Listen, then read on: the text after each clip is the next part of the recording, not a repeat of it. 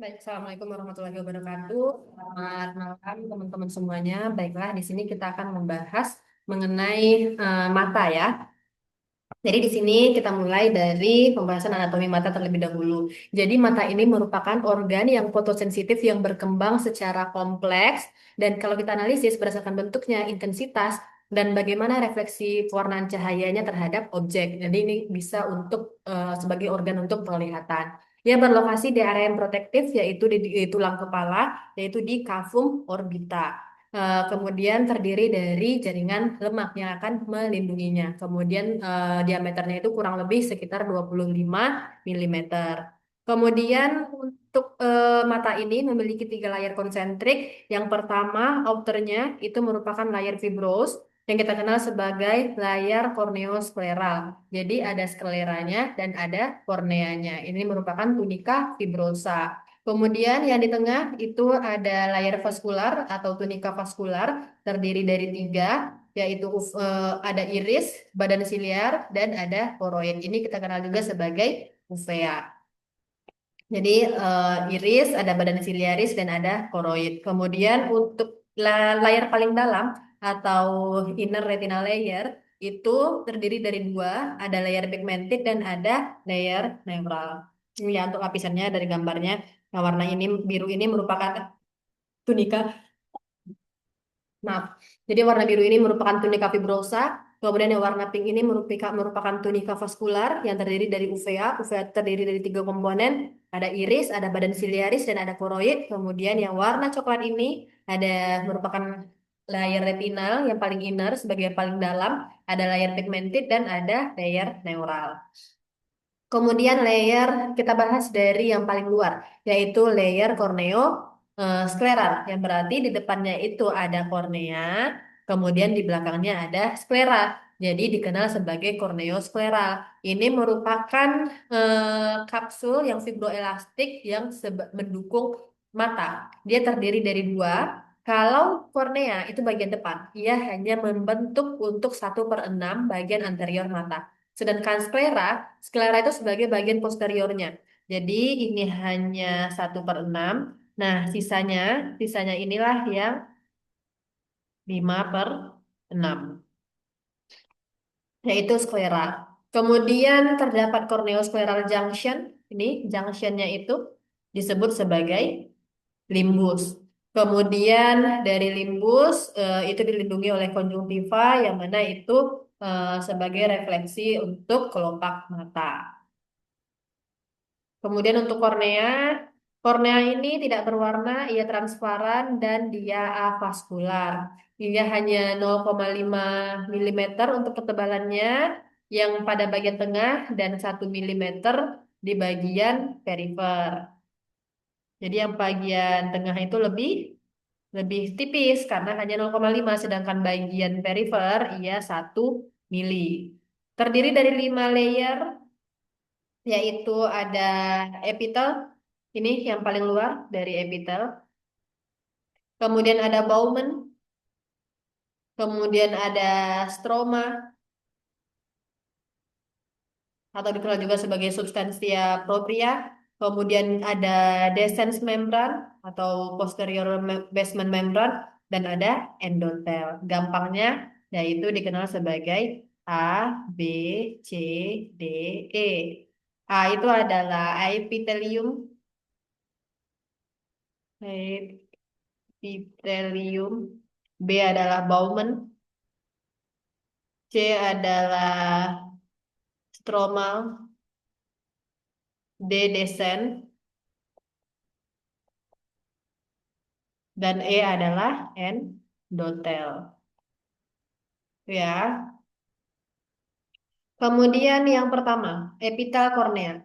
Epitel kornea ini mengandung kurang lebih 5 sampai 6 layer yang merupakan ia sel non-keratinisasi. Kemudian untuk ketebalan rata-ratanya itu sekitar 50 makrometer, yang mana kurang lebih 10% dari corneal thickness atau hanya 10% dari ketebalan kornea. Kemudian ia kelanjutan dari epitel konjungtiva di sklera yang adsennya. Kemudian untuk kemampuan regeneratifnya itu sekitar 7 hari. Kemudian dia di ujungnya itu memiliki prenerve ending, yaitu yang akan berfungsi untuk sensitif terhadap sentuhan. Jadi prenerve ending yang di ujungnya itu sangat ekstrim sensitif terhadap sentuhan.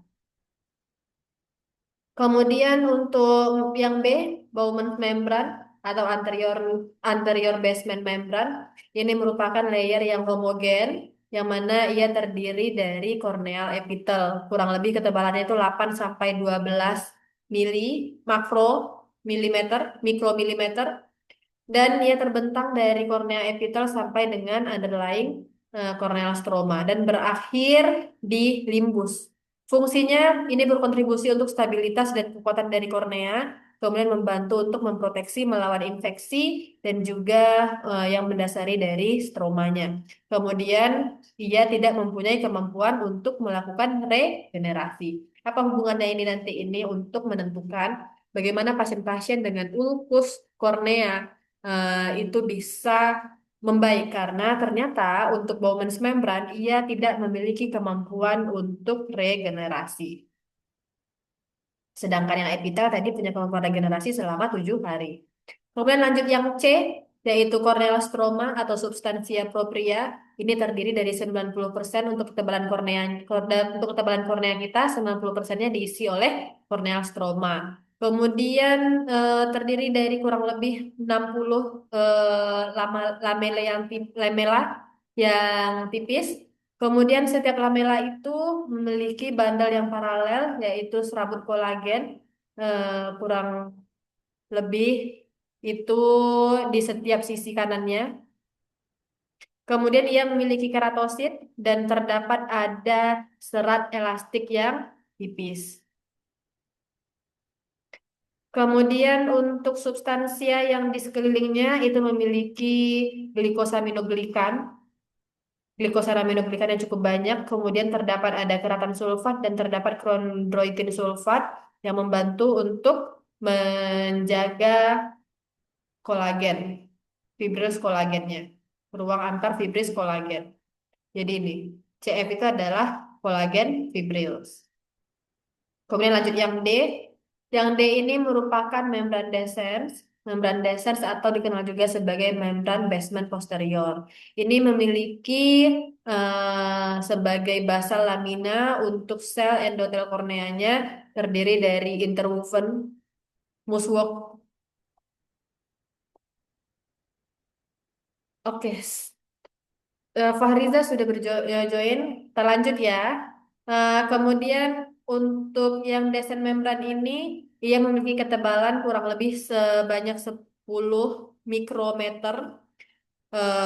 Diproduksi secara kontinus, tapi ia akan ikut menipis seiring dengan usia. Kemudian regenerasinya bisa setelah cedera. Kemudian eh, untuk ini dia memiliki trabecular meshwork di pectinate ligament. Ini ya untuk D itu, descent membran itu yang ini. Kemudian lanjut yang E. E merupakan endotel korneal. Endotel kornea ini terbentuk dari single layer sel squamosa, yang mana single layer dari sel squamosa ini ia memiliki mitokondria, memiliki vesikel, memiliki retikulum endoplasma, dan terdapat eh, Golgi, aparatus Golgi. Kemudian terdapat kavitas endositotik dan juga berfungsi untuk transport aktif. Jadi sebagian metabolit aktif sel itu berlangsung di endotel kornea lapisan yang nomor 5. Fungsinya untuk apa? Fungsinya ini berfungsi untuk sintesis protein yang dibutuhkan saat eh, yang dibutuh sintesis protein yang dibutuhkan untuk sekresi dan menjaga dari membran desmannya. Kemudian fungsinya lagi untuk regulasi kemampuan hidrasi dari kornea. dan juga fungsinya lagi itu untuk pertukaran metabolik antara aqueous humor dan kornea. Oke, kemudian bagaimana dengan transparansi dari kornea?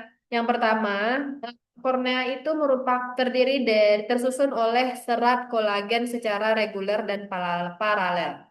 Kornea ini kenapa transparan? Karena ia tidak memiliki pembuluh darah, yaitu ia avaskular. Ia memiliki selularitas yang rendah, kemudian sistem regulasi airnya itu berfungsi untuk menjaga stromanya tetap menjaga stromanya dan dia cenderung mengalami dehidrasi. Kemudian substansi di sekelilingnya itu mengandung glikos aminoglikan. Kemudian sklera. Sklera ini merupakan layer fibrosa yang tebal yang dipengaruhi yang menutupi kurang lebih 85% dari bola mata kita. Untuk ketebalannya itu kurang lebih 1 mm di posterior, 0,3 sampai 0,5 mm di ekuatornya, dan 0,7 mm di limbus. Limbus tadi yaitu pertemuan antara sklera dan kornea. Kemudian ia memiliki pembuluh darah, nervus, dan juga terdapat nervus opticus. Kemudian di posterior itu terdapat epineurium yang akan menutupi nervus opticus. Kemudian untuk sklera ini terdapat bandel fiber kolagen yang akan melewati hmm, permukaannya itu secara paralel, kemudian tersusun secara irreguler dan terdapat serabut elastis. Fungsinya untuk memproteksi mata dan menjaga ukurannya itu tetap normal dan bentuk bola mata kita itu tetap dalam batas normal. Kemudian lanjut ke limbus. Jadi ini adalah limbus. Limbus itu tersusun dari kornea epitel yang menjadi lebih stratified. Itu disebut sebagai konjungtiva. Kemudian limbus ini ujung dari membran Bowman yang lapisan kedua tadi. Kemudian stromanya menjadi lebih vaskular dan ia dan dia terdapat kolagen bundle dari sklera. Kemudian desen membran dan endotelnya digantikan dengan trabecular meshwork. Trabecular meshwork ini nanti berfungsi pada pasien-pasien yang glaukoma. Jadi teman-teman kalau misalnya belajar anatomi itu jauh lebih menyenangkan jika seandainya PPT-nya itu dihubungkan dengan bagaimana kondisi patologisnya. Jadi trabecular meshwork ini atau dikenal juga sebagai ruang fontana itu berhubungan dengan aliran aqueous humor dan tekanan bola mata yang mana nanti akan berhubungan dengan pasien glaukoma. Kemudian untuk sklera, sklera ini terdiri dari yang pertama terdapat substansia propria, yaitu dikenal juga sebagai sklera proper atau kapsul tenon, yang mana eh, ini letaknya di extraocular muscle insertion. Kemudian eh, ini memiliki serabut kolagen yang tebal dan sebagai fasia dari bola mata. Kemudian terdapat ruang episkleral atau dikenal juga sebagai tenon space. Lokasinya di antara layer episkleral dan propria substansia dari sklera. Kemudian ruang ini dan juga mengelilingi lemak periorbital dari mata. Kemudian terdapat lagi layer episkleral. Layer episkleral ini merupakan layer eksternal yang terdiri dari konektif tisu longgar. Kemudian terdapat lamina supraarachnoid atau dikenal juga sebagai lamina fusca, yang mana ini merupakan aspek inner dari sklera. Kemudian ia slightly less dense dan memiliki serabut kolagen yang tipis dan serabut elastik, tapi memiliki fibroblast, melanosit, dan makrofag dan sel konektif tisu lainnya. Ini adalah sklera spur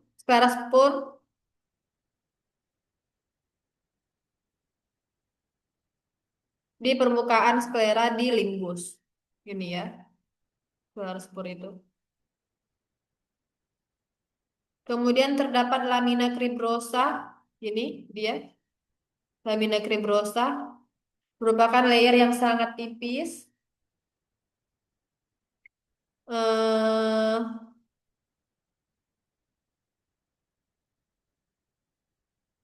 Ia terdiri dari serabut kolagen yang berfenestrasi, kemudian memiliki pembukaan yang kecil yang melalui nervus opticus. Kemudian memiliki pembukaan yang kecil yang mengelilingi serabut dan circular array-nya. Nah, ini dia trabecular meshwork tadi atau ruang Fontana. Ini merupakan channel endotel yang irregular. Ini eh, berfungsi untuk penetrasi dari stroma dan memungkinkan untuk drainase aqueous humor secara kontinus dari anterior chamber mata kita. Kemudian batasnya itu dari sinus venosa skleral atau dikenal juga sebagai kanal slam yang akan mendrainase untuk vena aqueous di sklera.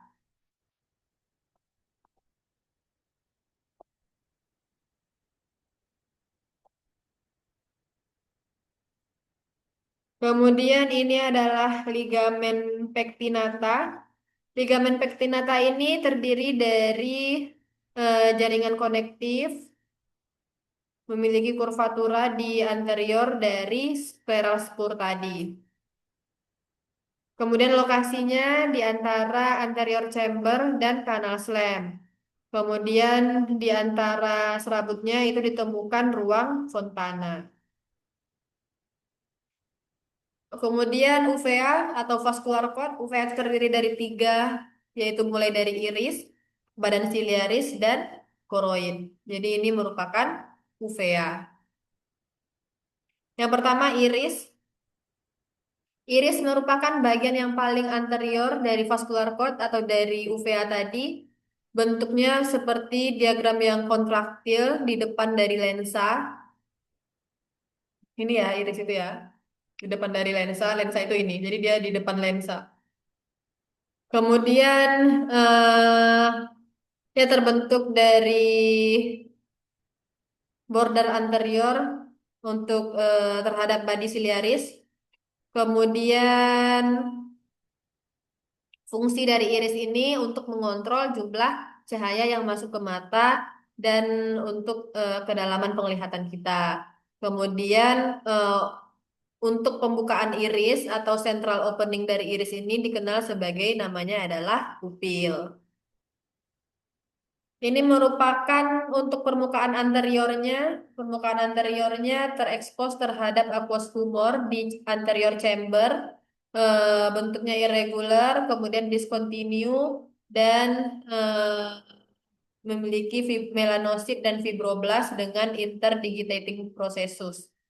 Kemudian untuk stroma itu dia lebih dalam dibandingkan iris, kemudian terdiri dari jaringan konektif longgar, jaringan ikat longgar yang high vaskularisasi yang kaya akan vaskularisasi dengan melanosit, fibroblast dan saraf dan juga terdapat muskulus pupila sphincter dari iris. Jadi muskulus pupila sphincter iris ini letaknya di stroma. Kemudian untuk permukaan posterior ini dilapisi oleh dua layer epitel secara kontinus yang akan melapisi badan siliaris dan prosesusnya. Untuk mioepitel di bagian anterior, yang pertama terdapat porsio posterior. Porsio posterior ini memiliki granula melanin eh, yang efektif.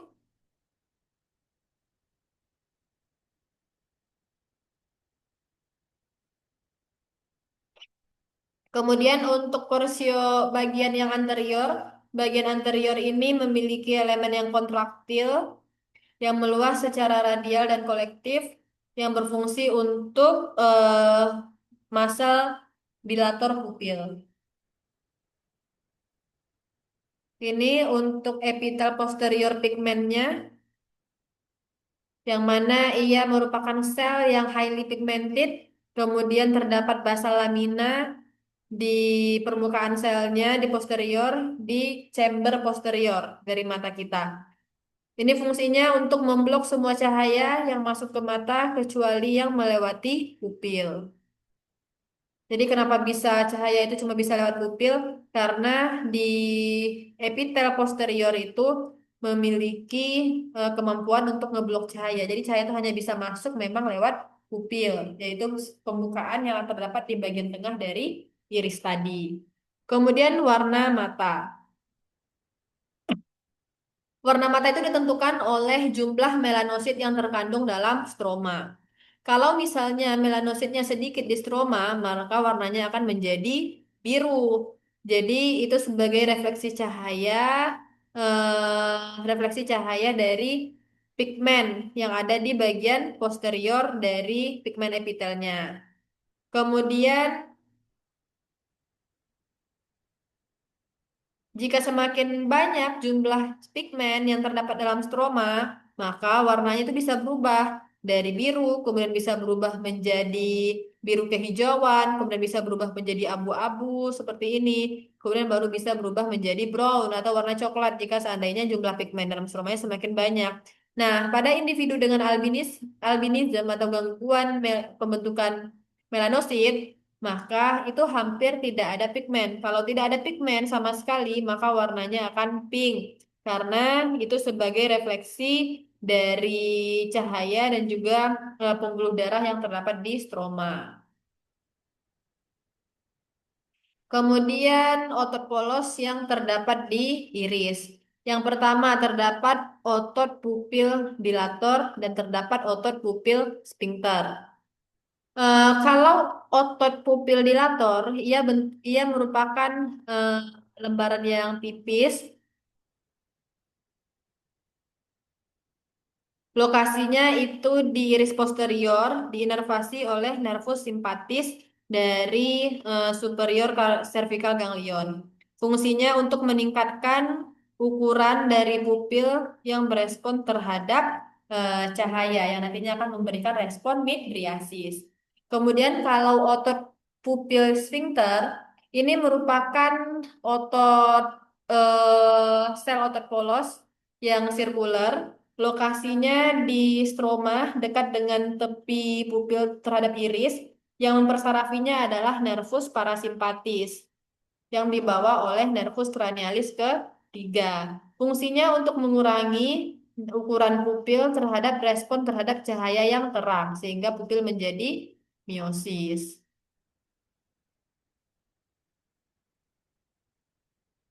Nah, kemudian ini adalah badan siliaris. Badan siliaris ini letaknya di anterior dari uvea tadi, lokasinya di antara iris dan koroid.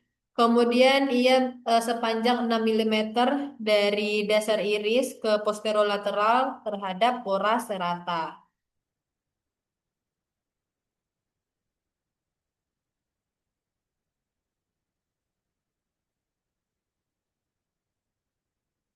Nah, prosesus siliaris itu merupakan bagian anterior dari badan siliaris untuk bagian radialnya. Kemudian layer dari badan siliaris. Badan siliaris itu memiliki stroma yang terdiri dari jaringan ikat longgar yang pertama. Kemudian terdapat mikrovaskular yang kaya akan mikrovaskular. Kemudian terdapat serat elastis. Kemudian terdapat melanosit dan terdapat otot polos yaitu otot siliaris tadi. Kemudian terdapat double layer epitel yaitu epitel siliaris. Kemudian prosesus siliaris. Prosesus siliaris ini eh, kelanjutan dari layer vaskular dari koroid tadi. Ini memiliki kapiler yang fenestrate itu sangat tinggi. Kemudian ia ditutupi oleh double layer dan sel epitel kolumnar.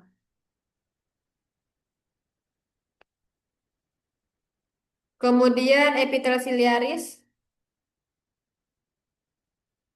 Epitel ciliaris ini ditutupi oleh permukaan badan ciliaris dan vitreous body serta chamber posterior dan lensa. Kemudian terdapat double layer dari sel epitel kolumner. Secara langsung itu ditutupi oleh stroma ciliaris yang kaya akan melanin dan merespon terhadap proyeksi anterior untuk epitel dan retina yang pigmented. Kemudian terdapat permukaan layer, ini melaninnya sedikit dan ia contigous dengan layer sensori untuk retina. Kemudian apa fungsi dari epitel ciliaris? Fungsi dari epitel ciliaris itu yang pertama untuk mensekresikan aqueous humor. Kemudian ia berfungsi juga sebagai eh, blood aqueous barrier, sebagai bagian untuk blood ocular barrier. Kemudian berfungsi untuk mensekresi dan yang untuk mensekresi dan sebagai ligamen suspensory untuk lensa.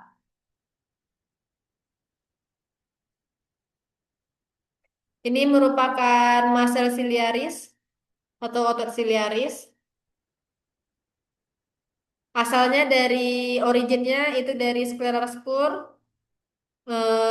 Serabut ototnya itu memiliki beberapa arah yang tiga fungsi utamanya itu secara langsung dan untuk insersinya. Ini otot-otot siliaris. Yang pertama ada yang meridional atau yang longitudinal, ada yang radial atau yang oblik, dan ada yang sirkular atau yang sphincter. Kalau yang meridional, lokasinya itu di outer muscle fiber yang melewati secara posterior terhadap ke stroma dan ke stroma dari koroid. Kalau yang radial atau yang oblik, ini ototnya cenderung lebih dalam. Kalau yang sirkular atau yang sphincter, ini inner muscle fibernya oriented in a circular pattern that forms a sphincter. Fungsinya kalau yang meridional atau yang longitudinal tadi berfungsi untuk stretching koroid dan juga untuk membuka sudut iridokorneal dan memfasilitasi drainase aqueous humor. Kalau yang radial fungsinya itu untuk lensanya flat mendatar. Jadi fokus untuk penglihatan jauh. Kemudian kalau yang sirkular ini untuk mengurangi tegangan pada bola mata yang dapat menyebabkan eh, akomodasi lensa untuk penglihatan dekat. Jadi ya sirkular, lihat dekat, ini lihat jauh, ini drainase aqueous humor.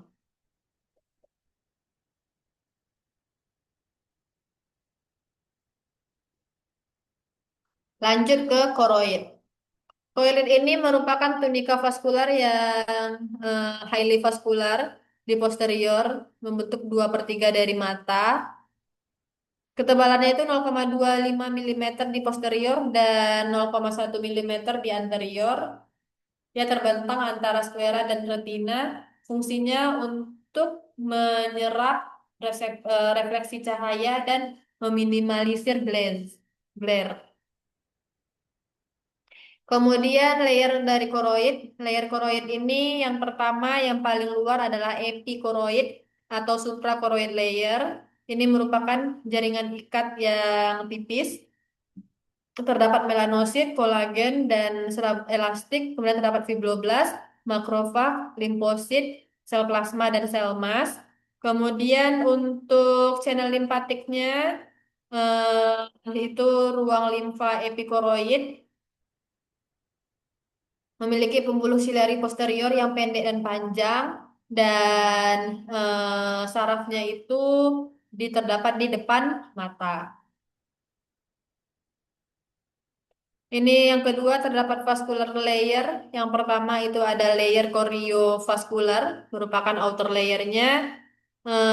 Terdapat banyak arteri besar dan vena. Kemudian yang kedua ada choriocapillaire layer. sebagai layer inner, layer yang dalamnya tersusun dari single plant saja.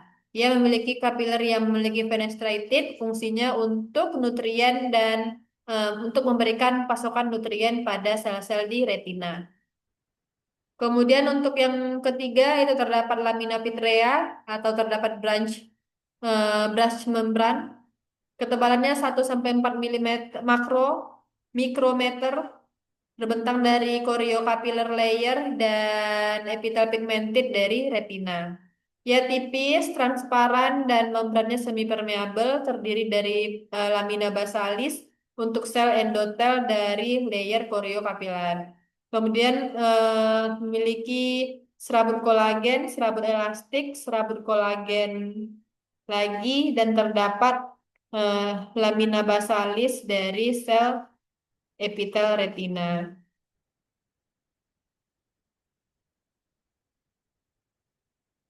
Kemudian retina eh,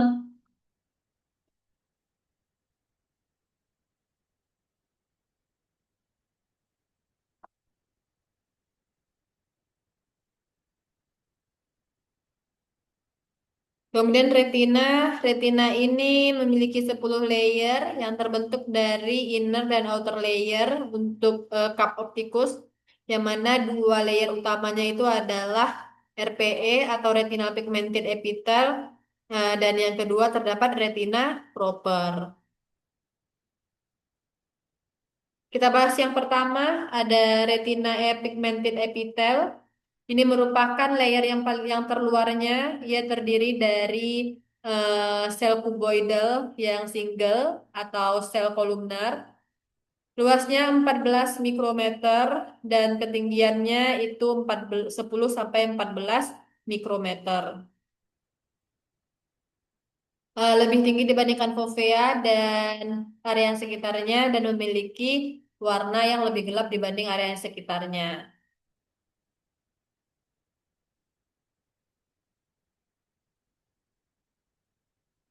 Kemudian yang retina proper atau neural retina ini merupakan layer yang bagian dalam, ia cenderung lebih tipis dan stratified dan memiliki banyak neuron dan fotoreseptor. Kemudian struktur neural dan fungsi visualnya itu perluasan dari anterior dan hanya sejauh ora serata saja. Kemudian untuk epitel kuboidnya itu menutupi permukaan dari badan siliaris dan iris posterior. Kemudian lanjut ke layer pigmented atau retinal pigmented epitel.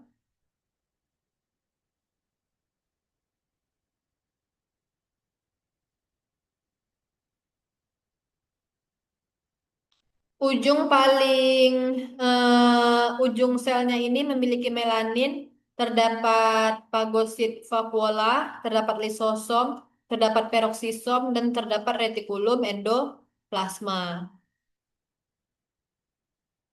Kemudian fungsi dari retinal pigmented epitel ini yaitu untuk menyerap cahaya yang melewati dari retina neural sebagai refleksi dan juga untuk meresultan dari glare.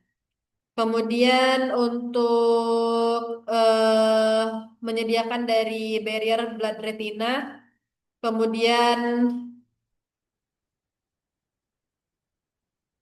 untuk memfagosit ya, dan eh, untuk memfagosit, kemudian untuk meremove radikal bebas dari beberapa antioksidan yang protektif.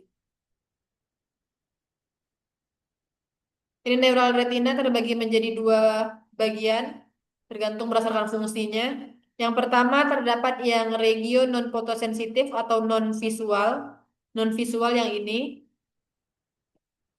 non visual, sedangkan terdapat regio fotosensitif atau optikal yang ini. Yang non fotosensitif, ia berlokasi di anterior ora serata. Kemudian ini merupakan bagian dari iris dan badan siliaris. Sedangkan yang fotosensitif, yang bagian fotosensitif ini ia merupakan permukaan dalam dari mata posterior ke orasi rata kecuali di mana itu terdapat nervus opticus. Orasi rata. Orasi rata ini merupakan batas antara badan siliaris dan eh, part opticus dari retina. Kemudian layer dari retina itu punya 10 layer. Yang pertama tadi ada RPE atau retinal pigment epithel. Yang kedua terdapat rod and cones, yaitu terdapat outer dan inner segment dari sel fotoreseptor. Kemudian terdapat membran yang membatasi luar, yaitu terdapat sel Muller. Kemudian lagi terdapat layer nuclear outer, yaitu terdapat inti dari retinal rods and cone tadi. Kemudian terdapat layer outer flexiformis. Kemudian terdapat inner nuclear layer. Nah, apa beda dari sel batang dan sel kerucut? Yang pertama untuk ukurannya. Kalau rod itu ukurannya hanya 120 mili dan kon itu 7 jumlahnya. Jumlahnya 120 juta dan 7 juta. Kemudian untuk rod ukurannya itu 2 sampai 5 mikro, sedangkan kon ia bervariasi. Untuk sensitivitasnya, rod lebih sensitif terhadap cahaya, sedangkan kon ia tidak sensitif terhadap cahaya. Ia lebih sensitif terhadap warna merah, hijau, dan biru. Fungsinya, kalau rod ini fungsinya sebagai reseptor selama periode yang cahayanya minimal dan untuk memprovide visual image yang cenderung warna abu-abu. Lokasinya itu predominannya di retina yang perifer, sedangkan kon itu lokasinya predominan di makula. Kemudian layer yang nomor 7 terdapat layer inner flexiformis, yang nomor 8 itu terdapat ganglion layer, 9 terdapat serat nervus opticus, dan 10 terdapat membran inner eh, yang membatasinya.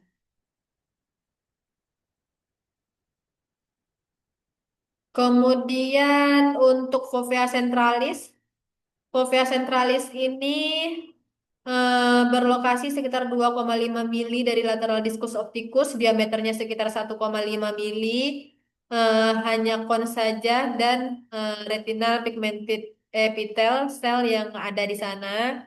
Kemudian eh, terdapat neuron dan papilar yang displaced. Ini merupakan eh, visual acuity yang terbesar di area tersebut. Kemudian makula lutea atau dikenal juga sebagai bintik kuning. Ini merupakan zona bintik kuning yang melingkari dari fovea.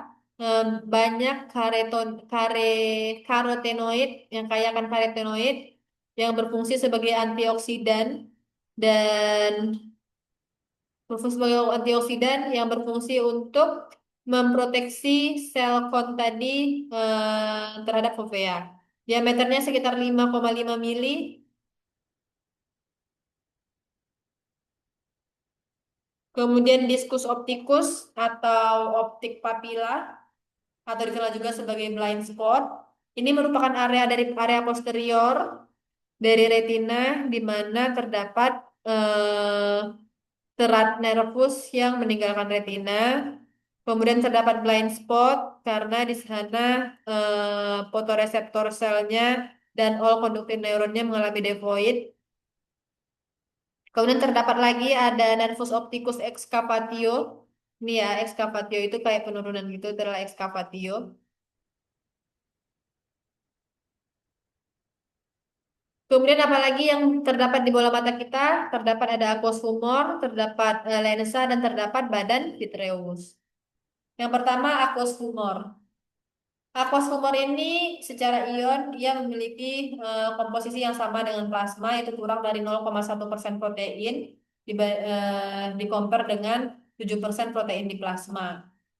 Kemudian epitel siliaris Kemudian terdapat posterior chamber, kemudian anterior chamber, kemudian terdapat sudut iridokorneal, trabecular meshwork, kemudian terdapat kanal slam dan terdapat vena sclera. Itu adalah aliran dari aqueous humor.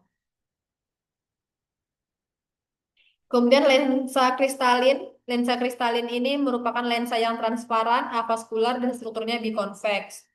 Kemudian terbentuk dari ektoderm. Ia sangat highly elastic, berkurang dengan usia, yang mana saat usia semakin meningkat, jaringan lensanya ini akan mengeras.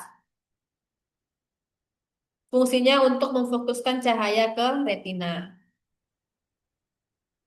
Lensa ini memiliki tiga komponen. Yang pertama terdapat kapsul lensa. Kapsul lensa ini ketebalan basa laminanya kurang lebih 10 sampai 20 mikrometer dan elastik. Diproduksi oleh sel lensa anterior.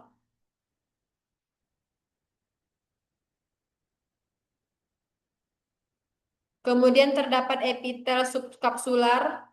Ini merupakan sel kuboid ya, sel lapis. Kemudian serat lensa,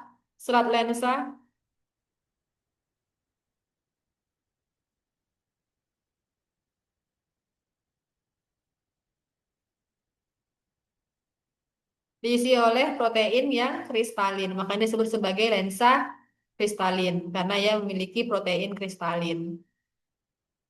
Ini merupakan badan vitreous.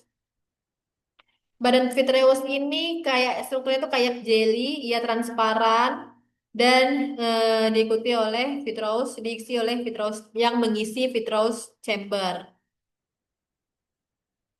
Eh, Gelnya itu homogen, kurang lebih 99%-nya terisi dari air, elektrolit, kolagen, dan glikosaminoglikan. Yang mana yang paling banyak itu adalah asam hyaluronat.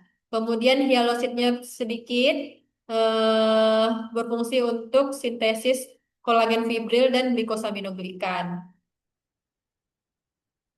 Kemudian fungsi dari vitreous body memungkinkan cahaya masuk melewati lensa sampai ke retina, menjaga lokasi dari lensa tetap dalam bola mata tersebut, kemudian untuk menjaga layer inner retina tetap menempel di layer outer, kemudian untuk menyediakan sebagai medium pertukaran metabolit.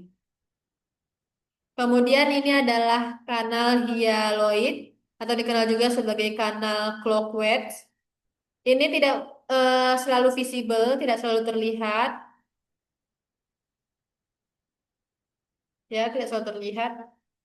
Kemudian struktur aksesori dari mata itu ada konjungtiva, ada palpebra, dan ada glandula lacrimal. Ini konjungtiva, tipis, membran mukusnya transparan, terdiri dari epitel kolumnar berstratified dan sel goblet.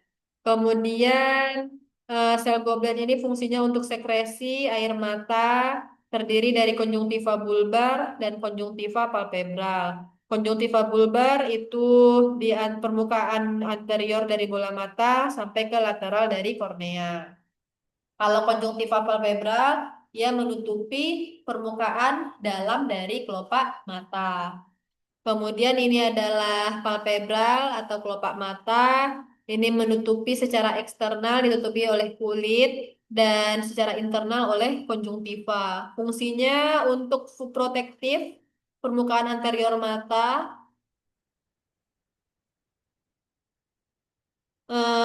Kulit di bola mata itu dia longgar dan elastis sehingga bisa mengakomodasi pergerakan dari bola mata. Ya terdapat tarsal atau tarsus yang merupakan jaringan elastik dan fibros. Kemudian struktur dari kelopak mata itu terdapat musculus orbicularis oculi. Musculus orbicularis oculi ini merupakan otot ekspresi wajah.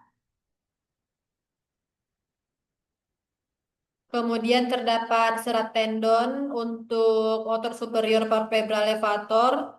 yang berfungsi untuk membuka kelopak mata. Kemudian terdapat glandula tarsal, itu terdapat glandula meibom. Glandula meibom ini hmm, fungsinya untuk memproduksi cenderung minyak pada air mata dan mencegah terjadinya evaporasi dari permukaan yang normalnya. Kemudian terdapat glandula sebasea. Glandula sebasea ini kalau juga sebagai glandula Zeiss. Ia kecil dan mensekresikan air mata. Kemudian terdapat glandula apokrin atau mol. Ini sama dengan glandula Zeiss tadi, ini cenderung untuk airnya, yaitu glandula yang kecil yang spiral. Ini ya untuk gambarnya. Terdapat ada glandula tarsal, glandula meibom,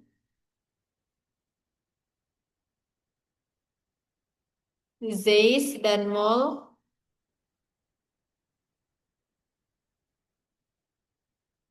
Kemudian glandula lacrimal. Glandula lacrimal ini merupakan komponen yang mayor untuk pembentukan air mata.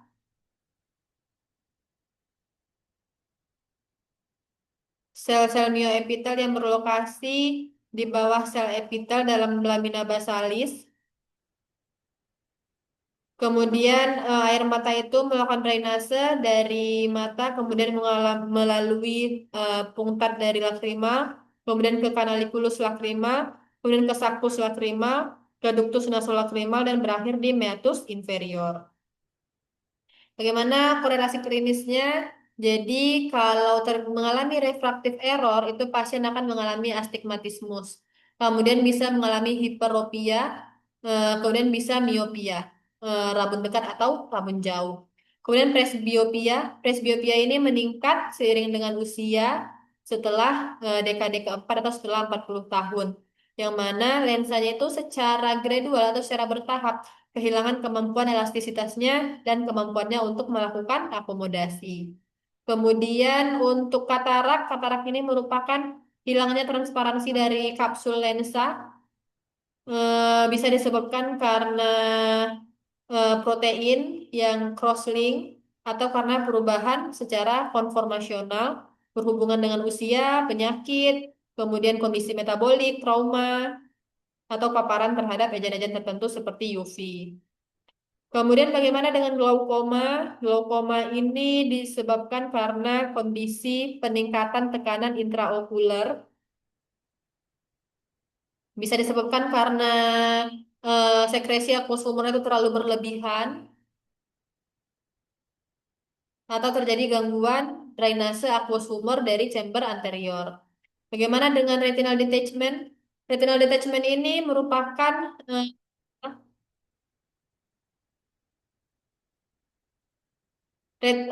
retina neural seksi terpisah dari RPE, retinal pigmented epithel tadi. Bagaimana dengan konjungtivitis atau pink eye? Itu merupakan inflamasi dari konjungtiva. Sedangkan kalazion, kalazion itu adalah lipogranuloma dari glandula tarsalis. Hardeolum adalah infeksi bakteri dari glandula sebasea. Oke, sampai di situ saja. Terima kasih. Semoga teman-teman dapat memahaminya. Assalamualaikum warahmatullahi wabarakatuh.